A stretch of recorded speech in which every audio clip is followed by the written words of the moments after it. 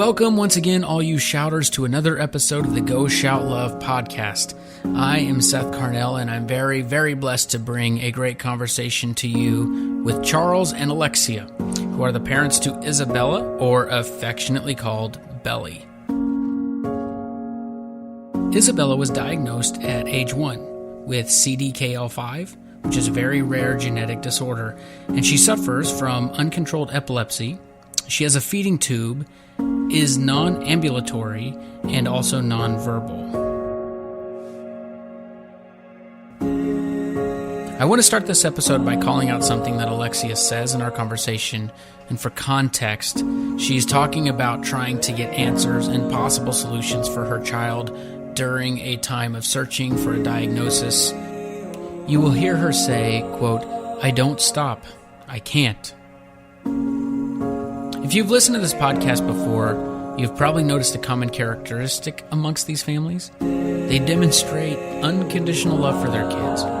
It may sound a little bit like desperation, and to them at the time it may feel that way, but I am personally always inspired by their determination to provide the best possible life and the best possible medical care for their kids. This conversation, this couple, is no different than that. I hope you enjoy it. If you do, please do us a favor and rate us on whatever platform you are listening to this on. We want these conversations to be able to reach and bless as many people as possible, as well as to have the voices of these parents heard. They most certainly have earned our support. With me is Jessica Santo, our family relations director and talented photographer. We are recording this in Belly's hospital room in UCLA, which is in Los Angeles. You will hear about how we ended up there instead of Las Vegas, where this family is from. I hope you enjoy this conversation. Let's start that. Charles, you have a podcast? You have to talk. You have to talk into the mic now.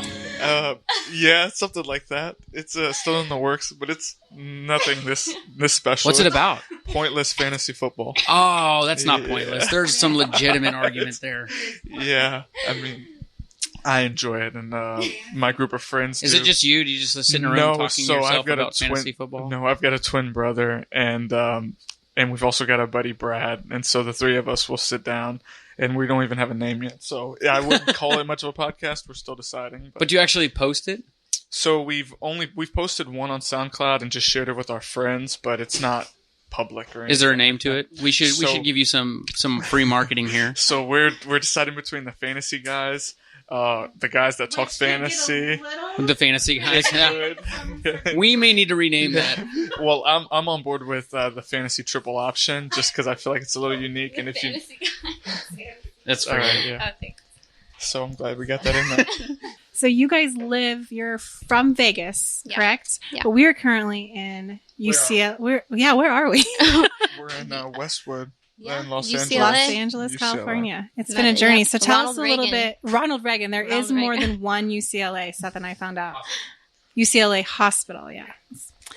So tell us a little bit about what's currently going on with you guys with Belly. Well, about 2 weeks ago, she was admitted with just like an ileus and extended like distension in her stomach and gas. Something we've been dealing with for a while, but it kind of just got really bad 2 weeks ago. So we just brought her in and they did blood work and they found out that her bicarb was really low. It was 9. So What's that? It's bicarb. It's in your blood. It's like blood gas. It's very, very dangerous, especially like when you're on the ketogenic diet. From what I heard, the level that she was at was automatically she had to go to the PICU. So they had to supplement her. They had to check her. She got a central line in her leg, and she just had to be really closely monitored. She was over in our local hospital in Las Vegas for a week, and then we kind of made the decision to just transfer since all her specialists that know more about the ketogenic diet are here. But yeah, that's kind of like what we've been. Is this a place that you've had to travel to often? Oh, yeah. Yeah. We've been here 5 or 6 times. I don't know. Possibly Probably more. more. We've been admitted. This would be the 3rd time. Yeah. She had a long stay back in 2017. We were actually here for 1 month. She was intubated. Wow. She had aspiration pneumonia. It was before she had her feeding tube. So that's kind of like when we got her G-tube surgery and realized like she can't eat by mouth. So everything's tube fed now. You said she was 1 year old when she had an official diagnosis. Yes. What triggered you realizing something was not correct? Everything was normal. Like when I had her, everything was normal, full term, everything. About 3 months, she started having seizures. And at 3 months, I didn't really notice any developmental delay because I felt like she was, developing normally for a 3-month-old. And then she had her first seizure. We recorded it and took her straight to the ER because she wasn't actively seizing. I just think as a mom, pulling your phone out to record it is something. My son's had 2 seizures just for fevers, and I would never have thought to record that. But did that help you? I felt like recording it would have been the best thing to do in that moment because I kind of expected her not to have it when we got to the ER. Mm-hmm. And I know as a first-time mom, a lot of doctors kind of like make you think that you're crazy or overthinking things. Make you feel like you're a hypochondriac. Yeah. So doctors really appreciate that. Like anytime throughout when she was having different seizures, Alexia always records them. And then so rather than trying to explain exactly what's happening, it's easy for them to see it and they come to the determination that this is what's happening. And they always say like, you did a great job. Yeah. I think that's a really good piece of advice for our medical families to hear too. I don't think we've ever had a family talk about recording seizures like that. So that's a good tip for families to know. To go back to when you guys asked about when we knew something wasn't right, do you want to tell them about when you were pregnant and how you would feel? Yeah. In so that experience? When I was far along in my pregnancy, I did feel like tremors, but the doctors always said it was hiccups. How could you feel the difference between like what you would consider a tremor and maybe like kicking? It was like little vibrations. Charles, could you feel what she was feeling? I remember when she would tell me to feel, and so again, I can't really make the determination between what were hiccups and what wasn't. I just remember that was very, I don't know if the rhythmic is the right word, but so when we first started noticing her seizures, her arms and body what would be the word? Like a jerk? Yeah. Like very, almost like on beat. And so when I think back to that time and I would feel it and she would tell me to feel it, it was similar, like very continuous movement, not necessarily what I would consider conducive to hiccups. But again, I'm not a doctor, but that was just kind of the initial, like, I remember Alexia would say, hey, this is a little weird. Yeah. You never expect anything. I had no idea that there were so many rare diseases out there. I've only been familiar with autism and Down syndrome. You don't hear about, like, there's just so many rare things. Did you consult Google? I did. I was on YouTube. I was on Google. I actually diagnosed her with infantile spasms before her neurologist did. Because you just like found that something else like that on the internet, and you said that's exactly what's happening. Yeah, which is kind of why we are coming out to UCLA now, because the neurologist that we had did a 30-minute EEG and pretty much said, like, no, she doesn't have infantile spasms. And I was like, I'm pretty sure that's what this is, and pushed for a 24-hour EEG. So they did it, and we got a call for telling us to come in. I'm sorry to tell you, your daughter has infantile spasms. We need to take you to the hospital and start treatment right away. So we hear that a lot from our families, especially the moms who are advocating so hard. And you, Charles, you say you're not a doctor, but technically you guys you're getting much more done than some of these doctors do for Isabella. I always tell Alexia she's the Isabella specialist. Yeah. She's not a nurse, but she's an Isabella nurse. She knows a tremendous amount, and there's so many times we'll go to the hospital, and our local hospital, and just with her diagnosis, she'll tell them, like, she has CDKL5, and they'll say, like, CK, can I write that down? Like, they don't even know much about it. And so Alexia is definitely, and I mean, together we've learned a lot about her disorder and just everything associated with seizure disorders and treatments, and just more things than I would have ever expected I would know about this kind of thing ever in my life. So I'm going to ask a few questions, and feel free to if I ask something that you don't want to answer, you don't have to answer. It stems a little bit from my curiosity, but also I think from people who might be able to hear this and relate to you, other people who are going through similar journeys, or who want to be able to relate to parents who have kids on rare medical journeys. As you're Googling and talking to doctors and maybe getting pushback from doctors, what's your emotional day like? What are you going through mentally throughout all of that? Anxiety. A lot of anxiety. I'm constantly looking up, and I'm in so many parent support groups on Facebook, asking questions all the time if their child's having some similar symptoms or if they have any experience on these things that I have questions about. And I'm just constantly pushing, constantly advocating. I feel like sometimes doctors are probably like, okay, this mom's crazy. But right. I don't stop. I can't. She's relentless, for sure.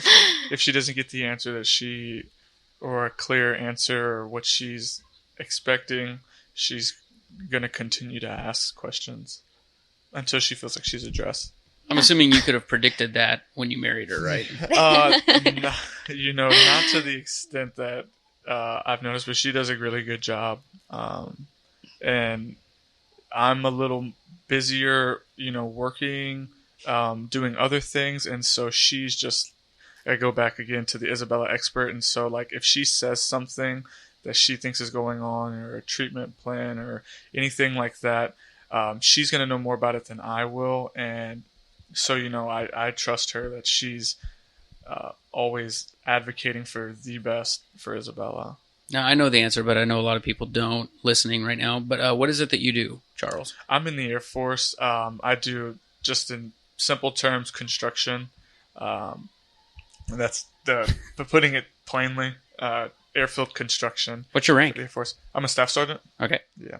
My father-in-law is in the Air Force, and so these are the questions he would want me to ask. He's a colonel. Yeah, so he's got a lot more rank. Yeah, and he reminds me of it too. Yeah, no, I've only been in the military. I'm coming up on 6 years, so but it's definitely the best decision I've made, and I would have never guessed that I would be in this place in my life. But just with the benefits and everything, and the people that I work with, they're extremely understanding and helpful, and we're very grateful to have the things that we have, thanks to the Air Force. Well, no, thank you. That's amazing that's what you've chosen to do. Can I ask, before I hand the microphone to you, I assume that means you're gone a little bit, or are you able to kind of share in being in the hospital room a lot? So for like I said, since the beginning, her diagnosis or anytime we've had extended stays out of town, like here, I'm out of town now, and my job, they put me at the front, taking care of my family, whenever possible. I just got back from a deployment in April. And so that was the first time since we've started this journey with Isabella that I've actually been away and haven't been there. In the event that something happened. That had to be hard. Yeah, it actually was, but she did a great job. So the year prior, she was in the hospital a lot during the cold and flu season. It seemed like every month we were in the hospital at least. And there was only one stay while I was gone the entire 7 months, and it was non-cold related. That was the time we were there for Anilius, kind of like what we're here for now. Yeah, so she did a great job, and Alexia, and it's a lot harder for her, I'd imagine, just because I'm just taking care of me. That's all I'm taking care of, my job. But I know that when we're home together, Isabella's a handful. So her being by herself is tremendous. So you're deployed or gone occasionally, but they're very good with you. Yes. You being here when you can. So you notice things are wrong at 3 months old, diagnosed at a year. How much time have you spent in the hospital? Oh, like in total days. Well, yeah, as close as you can. Paint a picture. I mean, you've been here for how long? 4 months. If I had to count all the days together, about 4 months. 4 months. And she is how old? 3 years old. 3 years old. We've done a really good job at keeping her out of the hospital. She's actually has not been in the hospital, like he said, for respiratory related for a whole year. which was a huge improvement because last year she was constantly, every month was like pneumonia after pneumonia after pneumonia. But yeah, she's been doing really good. We've been doing our best to keep her healthy, and yeah. We will get back to the conversation in a second, but in case you are new to Go Shout Love, you should know that we try our best to do amazing things for amazing families who have kids on rare medical journeys like Isabella. These families are nominated, selected, highlighted, and then we sell t-shirts, mugs, hats. I personally love my Go Shout Love hat, and other incredible items to help raise money for accrued costs not covered by insurance. Every purchase this month will help cover the cost for Isabella's family to be able to purchase a handicap-accessible van. Please help us shout love proudly by doing some shopping. You can also start a monthly subscription and shout love for great families every month. If you use the discount code podcast at checkout, you can earn $5 off your first month. Just go to goshout.love. I encourage you, if you wear t-shirts, everybody does, so I know you do. These are comfortable, well-designed shirts that go to something impactful. You will love them, I promise. We talked a little, you mentioned cold and flu season. Yeah. What's the biggest threat to Isabella during flu and cold season? Because we want to always educate our followers on how they can help protect these kiddos. So what is your advice on that? I know what she's going to say. I feel like I know what she's going to say. I'm going to just get my 2 cents in. I'd say that people in general, as bad as that is, we have to definitely, we exercise just as much safety as we can with her. So anytime people come in the house, it's like wash your hands and all this other stuff. But people that come to work sick, and they run the risk of getting me sick. And so unfortunately, I feel like there are a handful of times where I've been the one that gets her sick because I'm sick. Because people come to work sick. And so if you can, whenever you can, I'd suggest, like, parents, if your kids are sick, try to keep them away from other children. And if you yourself are feeling sick, if it's possible, call out of work until you're feeling better, because you never know what somebody's situation is at home. And so since Isabella is immunocompromised, if I get even a cold, and I could shake it in 2 days, like, she's down for a week or two. Sometimes even in the PICU. Yeah. Like a simple cold can turn into pneumonia for her. So I always make everyone, when they come over, they have to take their shoes off. They have to wash their hands. Sometimes if they, like, when he runs around all day or like leaves the hospital and he'll come back inside, we'll Lysol him. Yeah, like a Lysol shower. I'm going to ask us kind of a sensitive question, and we can or cannot put this in. The flu vaccine has obviously, like, a lot of controversy going on. Can Isabella receive that vaccine? Yes, she did receive the flu vaccine. And that kind of goes back to me saying, like, when he was deployed, he left in September. She didn't get sick much at all.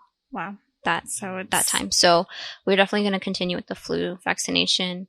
But there are a lot of kiddos like Isabella whose immune system cannot support a flu vaccine. Yeah. So as medical parents, is your opinion that it's important for everyone to get their flu vaccines to help prevent these kiddos like Isabella from getting sick? Personally, I feel yes, yeah. Only because the flu, if she were to catch the flu, from a simple cold, it could put her in a PICU. A flu could be, like, fatal for a kiddo that is this medically fragile. So, but a simple, like, injury from a vaccination, she could get over that a lot easier than she would be able to get over the flu. Do you get to go outside and do things very often with her? So we, the climate in Vegas isn't really conducive. Well, yeah, just because Isabella, like, she's really sensitive. Fry an egg outside. Just to heat, and so we'll be riding in a van with the AC on full blast, and she's like hot. Her cheeks are red. But we're definitely trying to do more. We'll take her on little walks into the park, but we're definitely trying to exercise more things that we're doing with her, and just we've had a hard time just moving around. We just got a van, which makes it easier for us to move around and bring her equipment with us. And so we went to Disney in May. So we're doing more. We could always do more, but yeah, it seems like the more that we take her out and she doesn't get sick, and like it's obviously a good time, like the more confident I am in taking her other places. I mean, she in the wintertime, I will say we are more in a bubble. But this time of year, I do like to take her out places, not crowded places, but we'll take her out definitely. And you guys mentioned your van. Is your van currently handicap accessible? No. So that's probably something that you guys will be working. Yeah. She's getting very heavy. Yeah. Yeah. I hate this phrase, and I say it often, and I don't like it. But how much does she weigh? She's 30 pounds dead weight. Dead weight. Yeah. So there's a huge difference absolutely. between a 30-pound kiddo and dead weight of 30 pounds. I'm honestly surprised, because when I'm taking her out of her car seat or anything, it's a strain on me. and there's little Alexia over here. It's so when I see Alexia or our nurses pulling her out, I'm just like, man. And I know that, the clock is ticking to where she's going to get to a place where she's just so big, and I don't want it to be too late to where she's getting hurt, or Alexia or the nurses are getting hurt because of having to continuously pull her in and out. Mm-hmm. Whereas we're hoping that we can get a wheelchair van where you could just roll her right So in. that was my next question. Can you turn your van into a handicap accessible, or do you need to purchase a different van? So we've talked with an organization, and from what it seems like, the cost of converting a van that's not a wheelchair van is extensive. It's a lot of money. So it would just depend on we haven't done much research on it, honestly, because we just couldn't afford it. So I don't know. I know that there is the capability for companies to convert regular vans into wheelchair vans, but I know it's very expensive. Is it almost just as much just to buy? Almost. Yes, and it would be. And so the van that we have now, and in a perfect world, when we do have a wheelchair van, it's going to be like our forever vehicle, and we're going to just ride it as long as we can, obviously, because they're so expensive. And so this van is kind of just like a median in between us having the car, and now we have a van, which makes it easier to move around. And so we'd hope that our next vehicle is just a different van, a newer van, so that we can. Yeah. She's just going to be getting bigger. Yeah, exactly. And growing. We've been using my Kia Optima for the past 2.5 years. So to have a van now, even if it's not wheelchair accessible, is a blessing in itself, because we can actually fit her wheelchair in the back. We can fit, when we come to LA, we can fit her equipment without, having to rent a vehicle. It's just made it a lot easier on us. But definitely wheelchair van is something that is How far away are you from needing something bigger? It's really more of a question for her, because she's the one that struggles the most picking her up. Right. But I'd say that we're pretty close.